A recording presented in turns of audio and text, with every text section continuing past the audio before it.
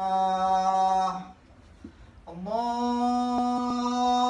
أكبر الله أكبر لا إله إلا الله. الحمد لله نحمده ونستعينه ونستغفره ونؤمن به ونتوكل عليه ونعوذ بالله من شرور أنفسنا ومن سيئات أعمالنا. من يهده الله فلا مضل له ومن يضلله فلا هادي له. ونشهد أن لا إله إلا الله وحده لا شريك له ونشهد أن سيدنا ومولانا محمدا عبده ورسوله صلى الله عليه وعلى آله وأصحابه وبارك وسلم تسليما كثيرا كثيرا. عباد الله، علينا أن نكمل أوامر الله جل وعلا. هو خالق كل شيء، هو مالك كل شيء. وقال الله سبحانه وتعالى: وعنده مفاتيح الغيب لا يعلمها إلا هو ويعلم ما في البر والبحر وما تسقط من ورقة إلا يعلمها ولا حبة في ظلمات الأرض ولا رطب ولا يابس إلا في كتاب مبين. نكمل جميع أوامر الله. والنصيحة مني: لو نصلح أعمالنا الله يصلح أحوالنا، ولو نفسد أعمالنا الله يفسد أحوالنا. صلاح الأحوال وفساد الأحوال ليس بالمال بل بالأعمال.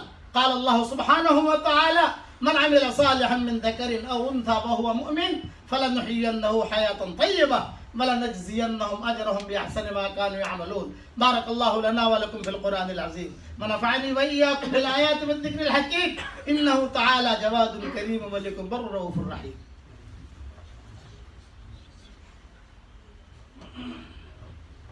نحمده ونصلي على رسوله الكريم. أما بعد، عباد الله، قال الله سبحانه وتعالى: إن الله وملائكته يصلون على النبي يا أيها الذين آمنوا صلوا عليه وسلموا تسليما.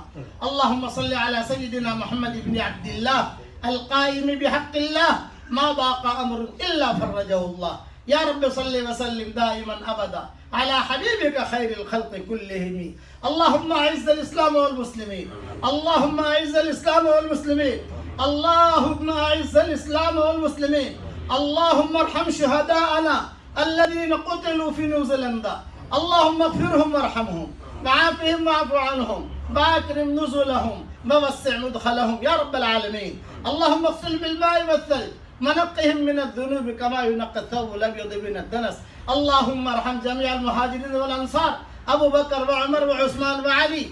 اللهم اجعل ثأرنا على من ظلمنا وانصرنا على من عادانا ولا تجعل مصيبتنا في ديننا ولا تجعل الدنيا أكبر همنا ولا مبلغ علمنا. نسألك من كل خير خزائنه بيدك ونعوذ بك من كل شر خزائنه بيدك. سبحان ربنا رب العزة عما يصفون وسلام على المرسلين والحمد لله رب العالمين.